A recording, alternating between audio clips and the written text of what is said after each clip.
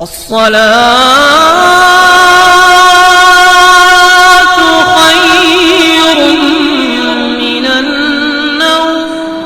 علیکم ورحمۃ اللہ وبرکاتہ۔ میں ہوں رشید اختر اور آپ دیکھ رہے ہیں سجاد نظامی ورلڈ۔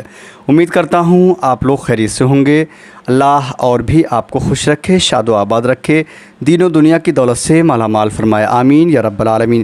دوستو، آپ نے ولیوں کی کراماتیں تو بہت سنی ہوں گی، لیکن آج میں 17 باتیں اولیاء اللہ کی بارگاہ سے انشاءاللہ تعالیٰ آپ تک پہنچانے کی کوشش کرتا ہوں۔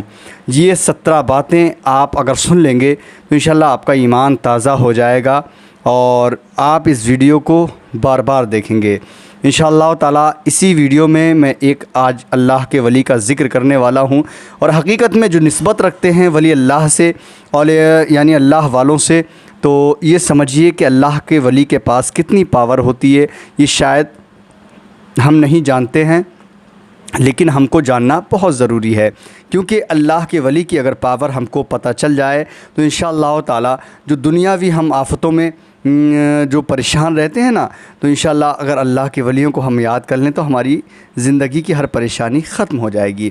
آئیے میں یہاں سے شروع کرتا ہوں، لیکن آپ لوگوں سے مؤدبانہ گزارش یہی کروں گا کہ آپ اس ویڈیو کو شروع سے لے کے آخر تک دیکھیں اور اپنے دوست و احباب میں پہنچا دیں سننے کے لیے۔ بسم اللہ الرحمن الرحیم۔ ٹھیک ہے، انشاءاللہ تعالیٰ سنیے اولیاء اللہ کی یہ 17 باتیں۔ نمبر 1، اولیاء اللہ کی خدمت میں حاضری کے لیے سفر کرنا۔ اولیاء اللہ کی خدمت میں جانے کے لیے حاضری کے لیے سفر کرنا ہے۔ نمبر 2، ان سے روحانی و باطنی فیض حاصل کرنا۔ نمبر 3، اولیاء اللہ کے دربار میں مردہ مچھلی زندہ ہو گئی۔ نمبر 4، پھر اس مچھلی کا پانی پر تصرف ہو گیا اور وہ جہاں سے گزرتی گئی راستہ بنتا گیا۔ یعنی کہ یہ اس مچھلی کا ذکر ہو رہا ہے جو حضرت موسیٰ علیہ السلام مطلب جب حضرت خضر علیہ السلام سے ملاقات کے لیے جب گئے تھے تو وہ مچھلی جو پکی ہوئی آپ کے پاس رکھی تھی وہ زندہ ہو کر اور تالاب میں چلی گئی تھی، ہے نا۔ یہ اسی کہ اولیاء اللہ کے دربار میں مردہ مچھلی بھی زندہ ہو جاتی ہے اور پھر وہ مچھلی جو ہے پانی پر چلی جاتی ہے اور راستہ بنتا چلا جاتا ہے۔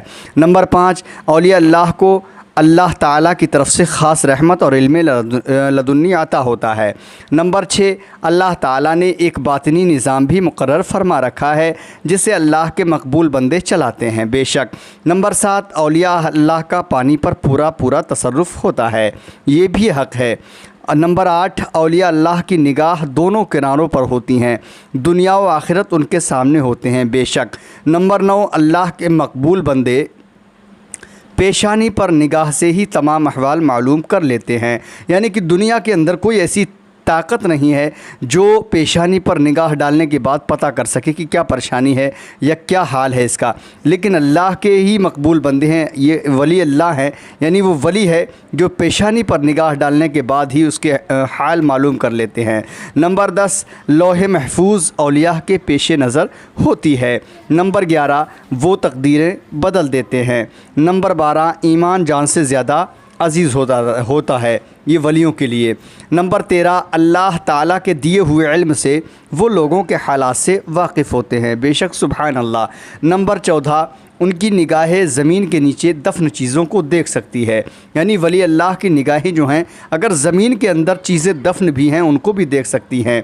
نمبر 15، اولیاء گرتی ہوئی اشیاء کو روک دیتے ہیں۔ نمبر 16، ان کے کاموں پر اعتراض نہیں کرنا چاہیے۔ نمبر 17، ہر چیز کے صرف ظاہر پر ہی نظر نہیں رکھنی چاہیے۔ مندرجہ 17 باتوں کے علاوہ بھی اس سے بے شمار موتی نکلتے ہیں۔ آج کی اس گفتگو میں ہم ان 17 باتوں کے 17 چیزوں کے متعلق عرض کریں گے، اس لیے کہ ان کا اصل قرآن کریم سے ثابت ہو گیا، اور قرآن سے بڑھ کر کوئی سی کتاب نہیں ہے۔ کون سی کتاب ہے؟ جو بات قرآن حکیم سے ثابت ہو جائے اس میں شک و شبہ مومن کی شان سے بعید ہے۔ تفصیل میں آپ کو بتا رہا ہوں، اب آپ حضرات ان 17 باتوں کی تفصیل سماعت فرمائیے۔ اولیاء اللہ کی خدمت میں حاضری کے لیے سفر تو قرآن کریم کی آیت پاک سے ثابت ہو گیا کہ اولیاء سے ملاقات کے لیے حاضری انبیاء کی سنت ہے۔ اگر ہم کسی ولی اللہ کے مزارات پر اگر ہم جاتے ہیں حاضری کے لیے تو ان ولی اللہ کے مزار پاک پر حاضری کے لیے جانا یہ انبیاء کی یعنی نبیوں کی سنت ہے۔ اولیاء اللہ کی حاضری کے متعلق میں یہاں پر صرف ایک واقعہ عرض کرتا ہوں جس سے یہ بھی واضح ہو جائے گا کہ مقبولان خدا کی بارگاہ میں حاضری کے آداب کیا ہیں۔ شہنشاہ جیلان اور ایک غوث۔ بہجت الاسرار شریف میں حضرت عبداللہ تمیمی فرماتے ہیں کہ میرا طالب علمی کا زمانہ تھا اور میں بغداد کے مدرسہ نظامیہ میں تعلیم حاصل کرتا تھا۔ ایک دن ہمیں علم ہوا کہ شہر سے کچھ دور ایک مقبول خدا ہیں جنہیں غوث کہا جاتا ہے۔ ہمیں ان کی زیارت کا شوق ہوا۔ میں اور میرے دو ساتھی طالب علم ابن سقا نے کہا کہ میں اس غوث سے ایسا سوال کروں گا کہ وہ چکرا جائے گا اور میرے سوال کا جواب نہیں دے سکے گا، لیکن کہتے ہیں الٹی ہی چال چلتے ہیں دیوان گانے عشق، آنکھوں کو بند کرتے ہیں دیدار کے لیے۔ ایک بہت بڑا عالم ایک اللہ کے ولی کی بارگاہ میں جا رہا ہے اور کہتا ہے کہ میں آج غوث اعظم سے ایسے سوال کروں گا کہ وہ چکرا جائے گا اور میرے سوال کا جواب نہیں دے سکے گا، لیکن آگے ہوتا کیا ہے سنیے انشاءاللہ۔ میں نے کہا میں سوال تو بڑا سخت کروں گا، دیکھو اس کا کیا جواب دیتا ہے۔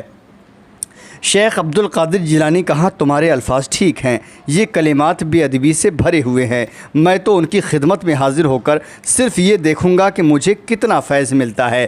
تینوں جب وہاں پہنچے تو وہ بزرگ ان کے دیکھتے ہی دیکھتے غائب ہو گئے، پھر اچانک ظاہر ہوئے اور ابن سقا کی طرف غضب کی نگاہ کر کے فرمایا، اے ابن سقا، خدا تیرا بھلا نہ کرے، تو مجھ سے ایسا مسئلہ پوچھتا ہے جس کا جواب مجھے نہ آتا ہو۔ سن، تیرا سوال یہ ہے اور یہ اس کا جواب ہے۔ میں دیکھ رہا ہوں کہ تیرے جسم میں کفر کی آگ کے شعلے نکل رہے ہیں۔ اللہ اللہ، یعنی کہ ابھی انہوں نے سوال بھی نہیں کیا ہے اور وہ اللہ کا ولی سوال بھی بتا دے رہا ہے اور جواب بھی اس کا بتا دیا ہے۔ اللہ اکبر۔ عبداللہ بن علی تمیمی فرماتے ہیں پھر وہ بزرگ میری طرف متوجہ ہوئے اور فرمایا، اے عبداللہ، تیرا خیال ہے کہ میں تیرے سوال کا جواب نہ دے سکوں گا، تیرا سوال یہ ہے اور اس کا جواب یہ ہے۔ یعنی حضرت عبداللہ تمیمی کا بھی سوال بتا دیا اور جواب بھی دے دیا اور کہا میں دیکھ رہا ہوں کہ دنیا تیرے کانوں کی لو تک پہنچ چکی ہے۔ اللہ اکبر۔ پھر شیخ عبد القادر جیلانی کی طرف متوجہ ہوئے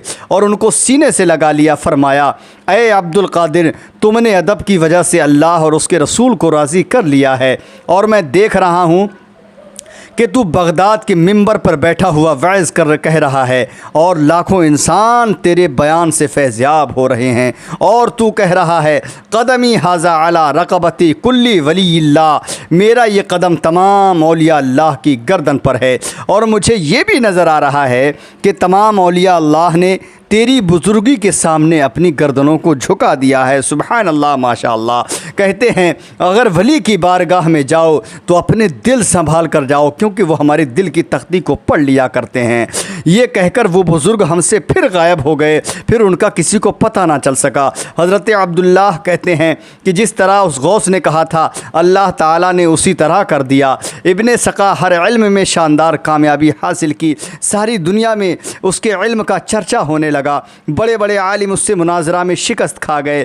روم کے عیسائی بادشاہ نے اپنے تمام پادریوں کو جمع کیا اور ابن سقا کو مناظرہ کی دعوت دی۔ ابن سقا نے تمام پادریوں کو شکست فاش دی اور لاجواب کر دیا۔ بادشاہ اس صورتحال سے سخت پریشان ہوا۔ اچانک اس کی جوان بیٹی پر ابن سقا کی نظر پڑ گئی اور وہ اس پر عاشق ہو گیا۔ بادشاہ کو کہا کہ اپنی اس لڑکی کا نکاح میرے ساتھ کر دے۔ بادشاہ نے کہا اس شرط پر نکاح کر سکتا ہوں کہ تو اسلام کو چھوڑ کر عیسائیت قبول کر لے۔ ابن سقا نے فوراً اسلام کو خیر آباد کہہ دیا اور مرتد ہو گیا۔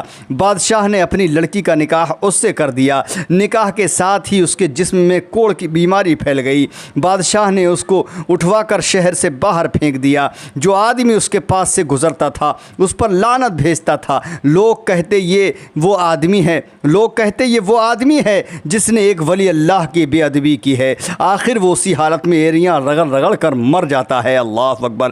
اب آپ سن سکتے ہیں، سوچ سکتے ہیں، سمجھ سکتے ہیں کہ ایک اللہ کے ولی کی شان میں گستاخی کرنا کتنی بڑی بے ادبی ہے۔ یعنی اس نے گستاخی کی ابن سقا نے، یہاں تک کہ اس کو کوڑ کی بیماری ہو گئی اور وہ اسی حالت میں ایڑیاں رگڑ رگڑ کر مر جاتا ہے۔ مولانا جلال الدین رومی علیہ الرحمہ نے فرمایا جب اللہ تعالیٰ کسی کو ذلیل کرنا چاہتا ہے تو وہ پاک لوگوں پر تان شروع کر دیتا ہے۔ دعا کیجیے اللہ تعالیٰ اپنے مقبول بندوں کا ادب کرنے کی توفیق عطا فرمائے۔ ماں باپ کا بے ادب، استاد کا بے ادب، پیر کا بے ادب کبھی منزل مقصود تک نہیں پہنچ سکتا۔ میاں محمد صاحب رحمۃ اللہ تعالیٰ علیہ فرماتے ہیں، بے ادبا مقصود نہ حاصل، نہ درگاہ ڈھوئی تے منزل مقصود نہیں پہنچا، باج ادب دے کوئی۔ یعنی کہ اگر پیر کا بھی بے ادب ہے، گستاخ ہے، وہ بھی کوئی بھی منزل مقصود تک نہیں پہنچ سکتا۔ جو استاد کا اگر بے ادبی کرتا ہے وہ بھی کوئی کسی بھی منزل مقصود تک نہیں پہنچ سکتا۔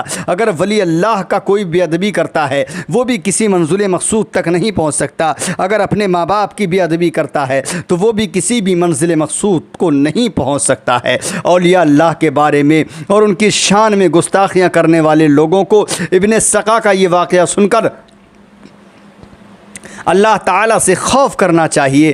حدیث قدسی میں ہے، حدیث قدسی وہ ہوتی ہے جو کلام اللہ تعالیٰ کا ہو اور راوی مصطفیٰ صلی اللہ علیہ وسلم ہو۔ اللہ تعالیٰ فرماتا ہے، من عادی علی ولی فقد آذنتہ للحرب، جس نے میرے ولی سے دشمنی کی میں اسے جنگ کا چیلنج دیتا ہوں۔ بھلا اللہ سے کون جنگ کر سکتا ہے؟ عبداللہ تمیمی فرماتے ہیں کہ جس طرح اس غوث نے فرمایا تھا، میں نے دیکھا ابن سقا پر اسی طرح گزری۔ معلوم ہوا کہ اولیاء اللہ کے منہ سے جو بات نکلتی ہے اسی طرح ہو کر رہتی ہے۔